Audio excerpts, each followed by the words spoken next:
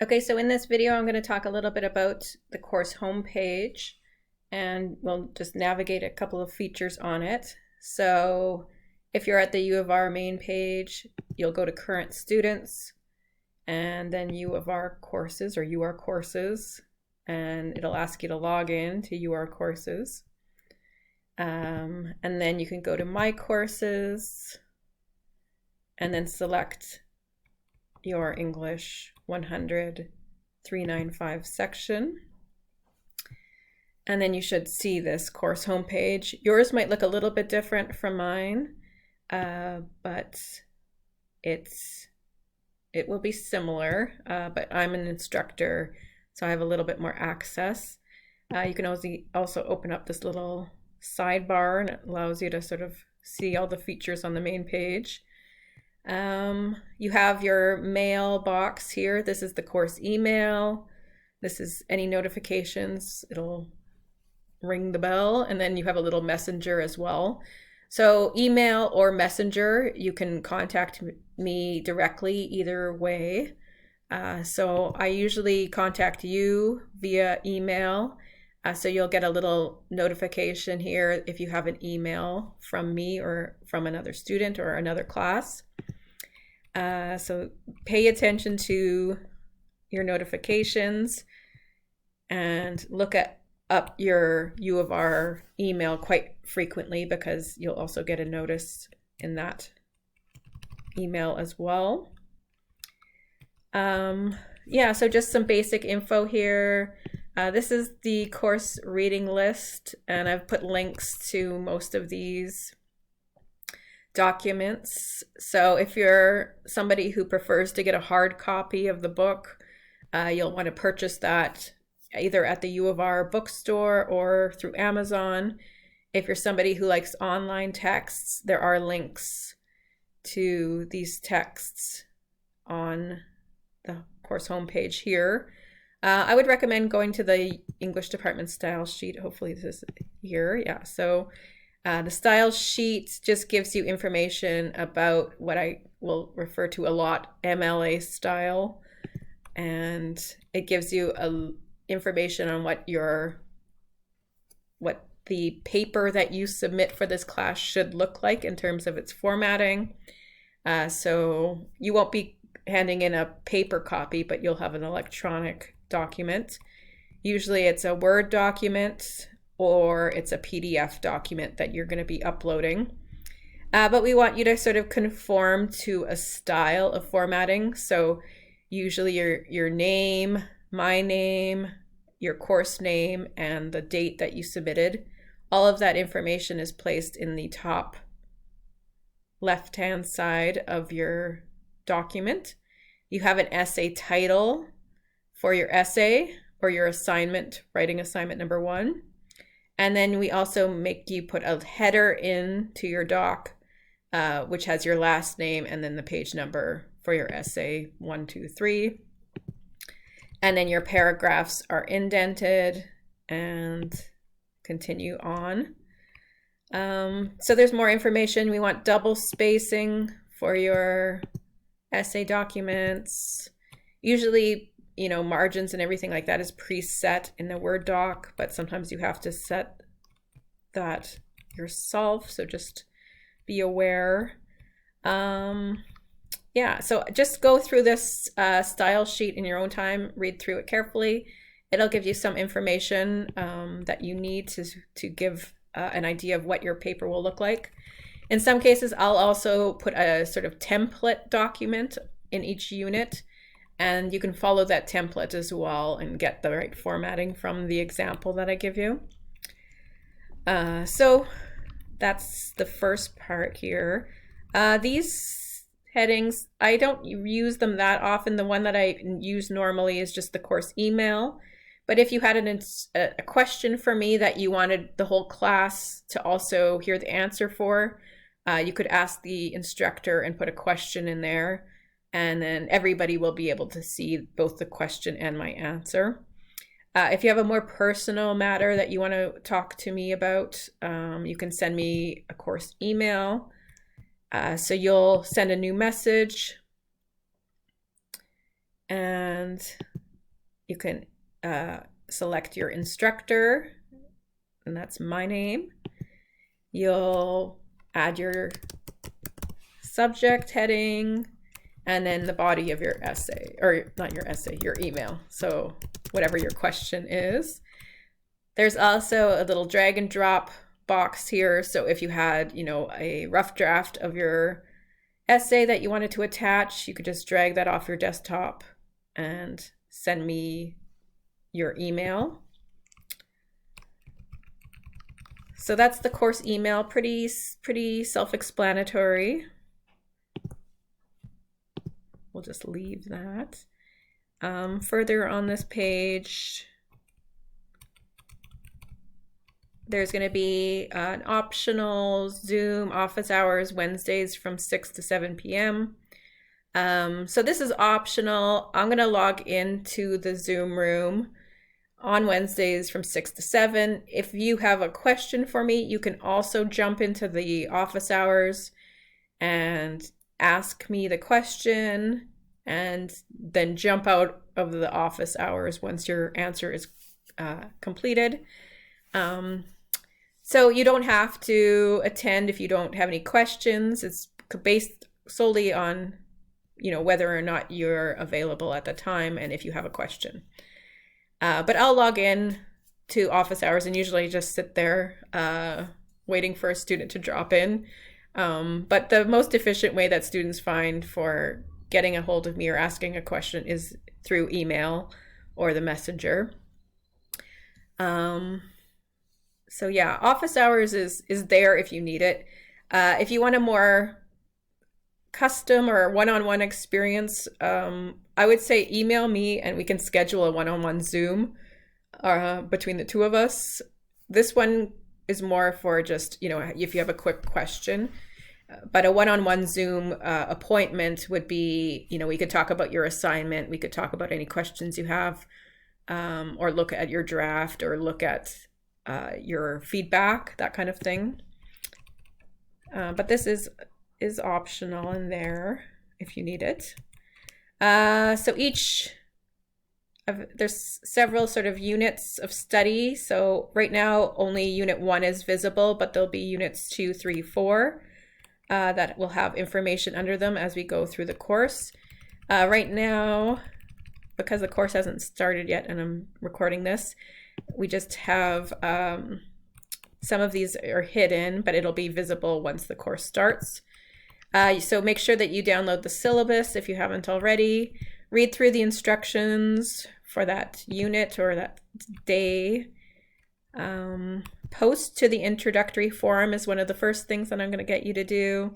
So any forum in the course or in the unit, it'll ask you to add a discussion topic. That just means add your discussion forum response. And when you do that, it'll ask you to, create a heading, and then you can write the content of your post and then post to forum.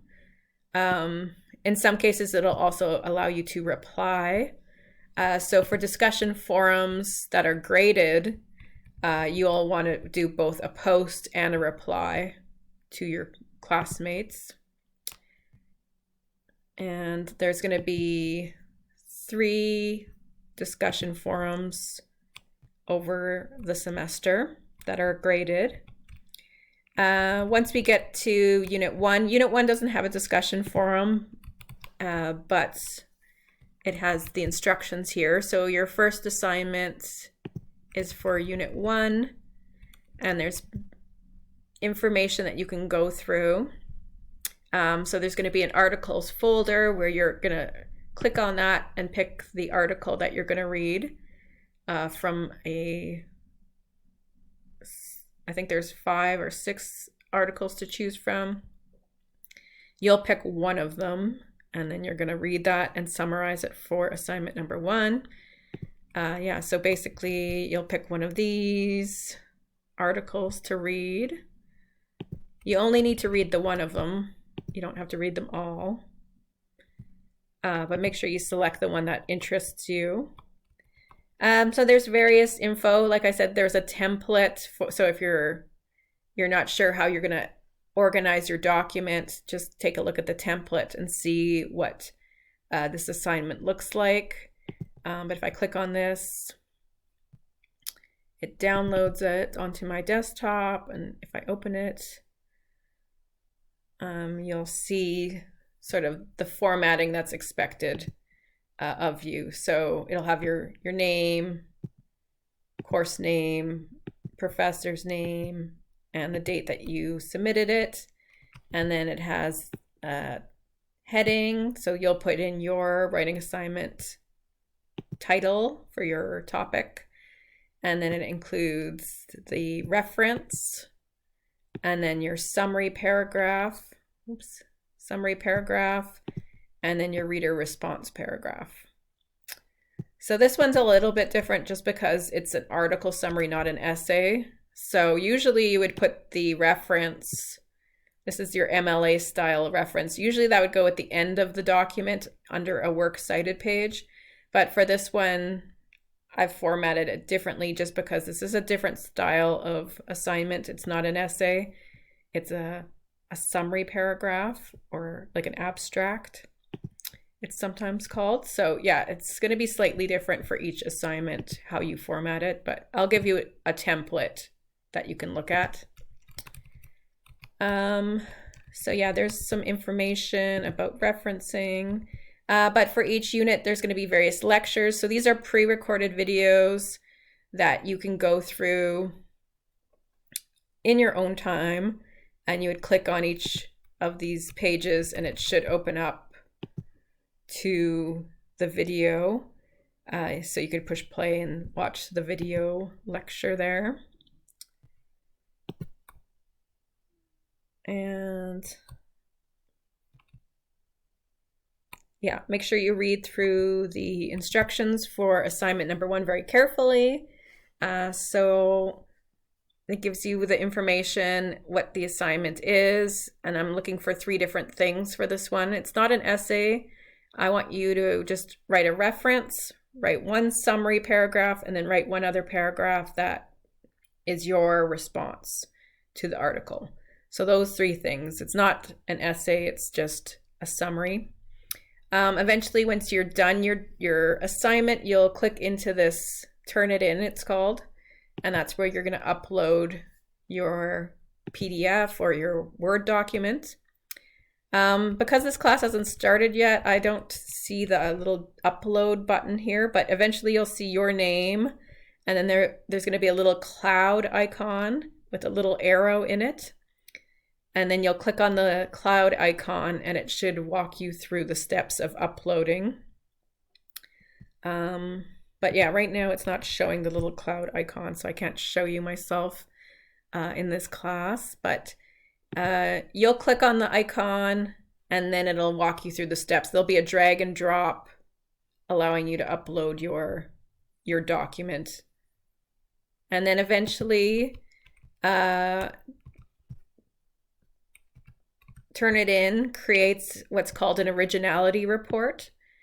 And it can take, 20 minutes, but it can also take much longer. But it'll give a percentage beside your document. So you'll see a similarity rating. And it'll be something like 10% or 15% or something like that. So it's measuring the similarity between the document that you've uploaded and then other documents online. So it just means that your document is 10% similar to other uploads or other websites or information that's out there on the internet. So similarity is not a bad thing. It means that, the quotations that you've included in your assignment are the same quotations that are used in other assignments or in the original document that you looked at. So it might be the journal article that it's measuring the similarity to. So I think students sometimes freak out a little bit when they see a similarity reading and they don't know if that's plagiarism or not. But in most cases, it's just measuring the similarity of quotations. And quotations, if you've done it properly, you've quoted the passage and you've also cited it. So having some similarity is actually a really good thing because it tells me that you've used evidence in your paper. And by evidence, I mean you've added direct quotes. And that's what I want to see in a paper or in an assignment. I want you to include evidence in some way that connects to the original texts. And in some cases, there's similarity rating. You know, if it's too high, or if I click on your document and everything is highlighted but nothing is cited, that's when you might get in a little bit more trouble. And if it's flagged for similarity, I send you an email and be like, okay, well, your paper is showing up with this problem, so you may have to make some revisions to it before I can mark it or something like that. So just so you know, that's part of the Turnitin process, is the similarity rating. We also have the AI detection that's not visible to you, but it is visible to instructors. So we can also see if it's an AI detection is also part of the Turnitin app that we use for this, for any assignment. So yeah, if you have any questions about it, just let me know. Usually it's not a problem, so you don't have to worry too much about the Turnitin. And if you have any trouble uploading your document, just let me know and I can help walk you through that process as well. Eventually, yeah, we'll go on to Unit 2. So there's going to be content there. So each one of these is going to be a lecture video. You could go chapter by chapter. I would maybe read the chapter and then watch the video if that's something that you find helpful. Eventually, you're going to add to the discussion forums for each unit. So your first discussion forum that's graded is going to be in Unit 2. So like I said, there's a list of questions here. You're going to pick one of these questions and write one or two if you have shorter answers, but pick a couple of the questions or one question, and then you're going to write a paragraph answering that question. So you'll add to the discussion topic, and then you can write just a title for your paragraph and then write your paragraph in here and then post. It doesn't allow you to edit once you've posted. So just be aware that whatever you write in here and once you post, it's kind of stuck like that. And you can't make revisions after that. So make sure the paragraph that you're posting, that you're happy with it, and maybe do, you might want to pre-write it in a Word document to proofread it. Something like that might also be an option, and just cut and paste it in. So just be aware that there's not an option to revise after. And then eventually you're going to post it to your forum. And it'll be there. And you can also reply to your classmates' forum posts as well and interact with them if you have any questions. But that's all I sort of want to introduce you to for the homepage right now. The main features are, again, mailbox, email, messenger, and then learning how to just go through the lecture content material. I usually upload both the video and the slides in case you want to go through just the slides and make notes on them that way as well. But other than that, yeah, if you have any questions, let me know. If you have any questions about Turnitin, let me know. And good luck and happy navigating of the class.